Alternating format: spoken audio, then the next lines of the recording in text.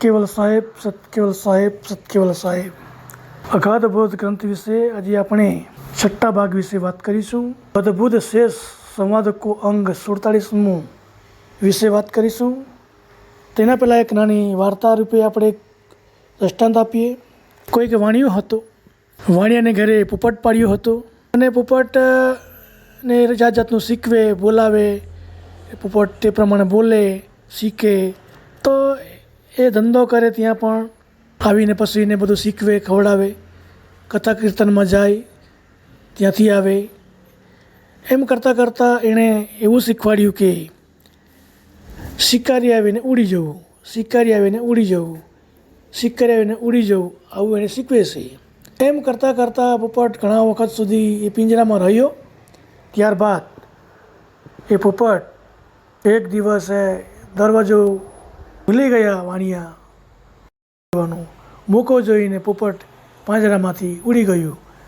ઉડતા ઉડતા એક ઝાડ, બીજું ઝાડ, ત્રીજું ઝાડ, એમ કરતાં કરતાં ફરતા ફરતા ફરતા પોપટ જાતના બીજા એના જેવા પક્ષીઓ હતા તેની સાથે ભેટો થઈ ગયો ટોળામાં.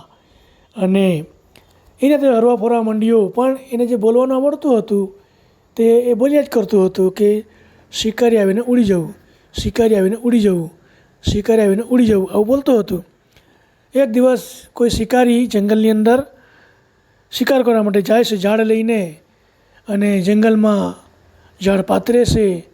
ઝાડ પાથરીને એ ત્યાં સંતાઈ રહી છે. એટલામાં પોપટનું ટોળું એક ઝાડ પર બેઠું હતું. તે સમયે એક અંદર પોપટ એમ બોલે છે કે શિકારી આવીને ઉડી જવું, શિકારી આવીને ઉડી જવું, આવું બોલે છે. શિકારી વિચારે કરે છે ખરેખર આ પોપટ જાણતા હશે આવું કે મેં ઝાડ પાથરી છે, મેં શિકાર કરવા આવ્યો છું ત્યારે ઉડી જવાનું, એવું સમજતા હશે કે કેમ. એમ કહીને એને ત્યાંથી ચાલ્યો જાય છે. અને જ્યારે પછી એ દાણા ચણવા માટે પોપટ ઉતરી પડે છે અને એ ઝાડની અંદર ફસાઈ જાય છે. કહેવાનો મતલબ કે જગતમાં ચાલતા બધા દ્રષ્ટાંતો, વ્યવહારો, કથાઓ આ પ્રમાણે લોકો સાંભળીને તે પ્રમાણે ભગવાનો કે પછી આ રીતે ધર્મની અંદર સંકળાઈ જાય છે. અને એ બધી વાતોમાં, જગતમાં ચાલતી લૌકિક વાતોમાં આવી જાય છે. અને જેટલી સમજ પડે એટલી સમજણ પડે અને તે પ્રમાણે વર્તે છે અને એ ભક્તિમાં કોઈ જીવન પૂરું કરે છે. પરંતુ લક્ષ્ય ગતિની જે વાત છે કે પરમ ગુણને જે કર્તા માલિકને ઘરે જવાની વાત છે, ત્યાં સુધી કોઈ સમજણ આપનારો ના હોવાને કારણે અજ્ઞાનતામાં અનેક દેવી દેવતાઓને માનીને એ જે તે કોઈ સંત કે જે તે કોઈ ધર્મ એને મળે તેમાં એ છેવટનું જ્ઞાન છે એવું સમજીને લોકો ત્યાંથી પરવાઈ રહે છે અને આગળ વધતા નથી. તે પ્રમાણેના દ્રષ્ટાંતો રૂપે પરમ ગુરુ ભગવાન કરુણા સાગર આપણને એક યોગી વિશે વાત કરે છે. અને જે યોગી અવધૂત શેષ સંવાદ કો અંગ 47મું અગાધબોધ ગ્રંથ વિશે જે વાત છે તેની અંદર પરમ ગુરુ આપણને બતાવે છે.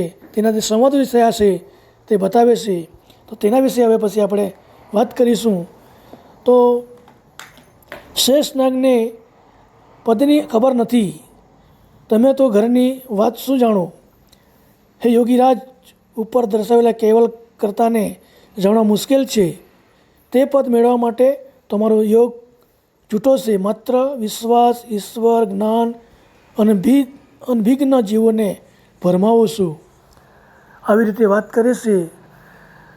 જેના તમે સાધક શિષ્ય બની રોમેરોમ રોગેરગ નિરંકારને જાગૃત કર્યો, તેના રટણમાં નિષ્દિન તમારો સદરો સમય ગુજાર્યો. પણ અમોએ આગળ કહ્યું કે નિરંકાર કરાવી છે.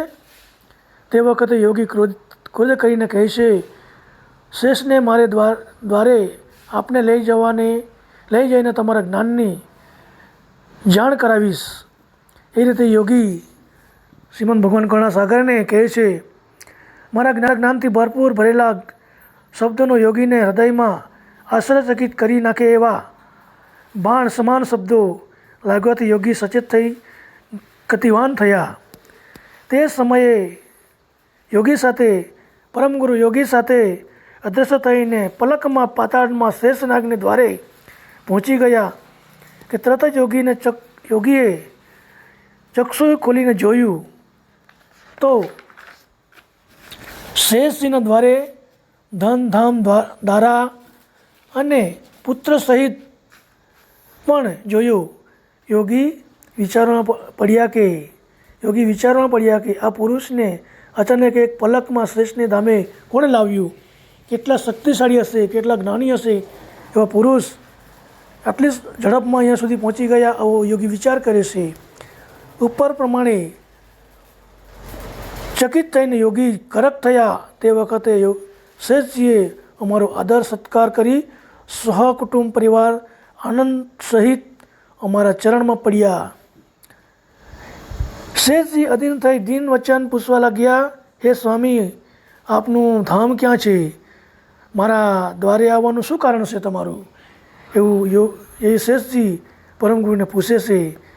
ત્યારે અતિ આક્રાંતવાળી તમારી વિભૂતિ જોઈને મને સમજાય છે કે આપ કોઈ વિશેષ ગતિના પુરુષ છો. તે સમયે યોગીએ આ દ્રશ્ય જોયું અને યાકડ વ્યાકડ થઈ શેષને ચરણે પડ્યું.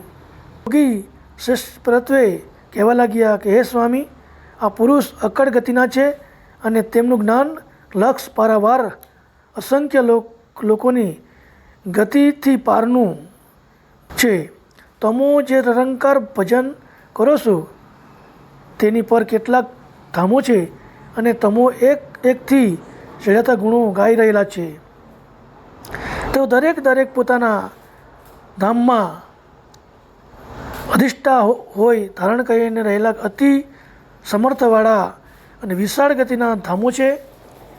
કેટલીક શૂન્ય ગતિ, અથાવાળી વિચિત્ર પ્રકારની ગતિ, સમજાય નહીં તેવી ભિન્ન પ્રકારે સમજાવીને ભેદ અનુભવ્યો છે. આ જ્ઞાન 4 વેદથી પારનું છે. આ પુરુષનું નામ વર્તન અટકેલા અંશોને પોતાના સાચા ગતિને જાણનારા આ પુરુષ છે. જેણે પોતાના સાચા પતિ કેવલનું સ્થાપન કરેલું છે. આપની ઈચ્છા આ જ્ઞાન જાણવાની હોય તો આપ પૂછી શકો છો. ઉપરની હકીકત કહી અવધૂત યોગી મૌન રહ્યા અને શેષજી સચેત થઈ ભગવાન કરુણાસાગરને સન્મુખ ઊભા રહ્યા.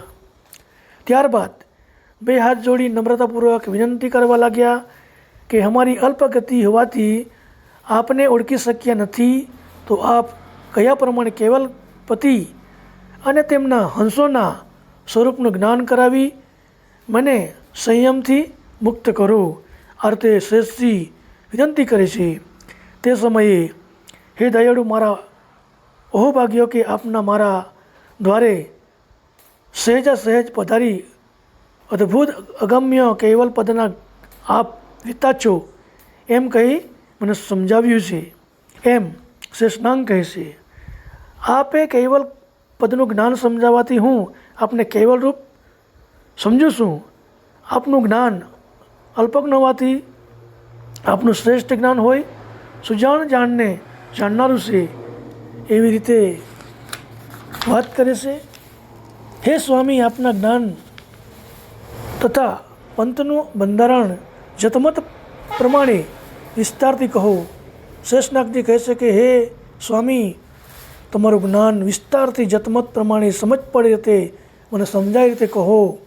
ત્યારબાદ ભગવાન કરુણાસાગર સુરતાનો પસારો કરીને કહે છે કે મૌની ધારણ કરનાર શેષજી, હું જે કહું છું તે સુરતા રાખીને સાંભળો.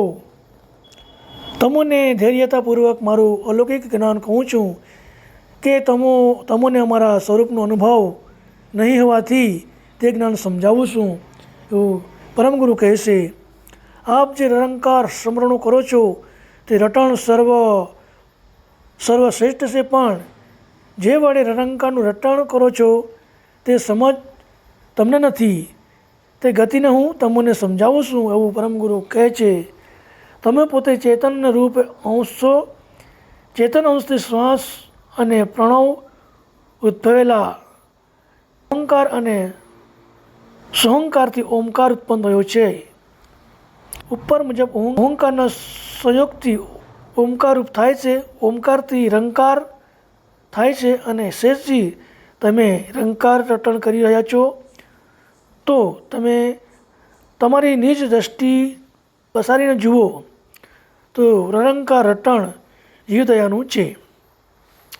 આ પ્રમાણે આપ રણંકાર રંગાયેલા હો, આપનું આપ નિજ સ્વરૂપ કેવલ કુલ કર્તાને યથાર્થ જાણ્યા નથી, માત્ર કર્તાના કૃત પૈકીનું વર્ણન કર્યું છે. આ કૃતનું વર્ણન જગત માત્ર કર્યા કરે છે. આપ ચેતન ચિદ્રૂપ અંશ છો, તમે તે વડે સોહંગ ઉત્પન્ન થાય છે, તે સોહંગમાંથી ઓમકાર ઉત્પન્ન થાય છે, ઓમકારથી જગત ઉત્પન્ન થાય છે. આ ન્યાયે રંકાર રટણ 14 લોક પૈકી છે, નિજ કરતા માન્યા છે એવું આપ કહો છો. તમોને આવા ગુરુ કોણ મળ્યા કે જેણે લોકાલોકની અલ્પજ્ઞ જાણ ઉપદેશી રટણ પણ એમનું જ કરાવ્યું છે.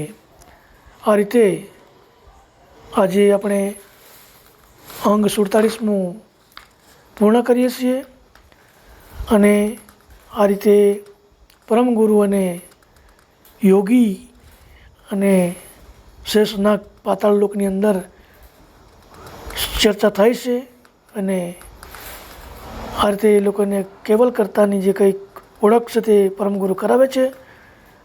આ રીતે આજનો દિવસ આપણે પૂરો કરીએ છીએ. સત કેવલ સાહેબ, સત કેવલ સાહેબ, સત કેવલ સાહેબ.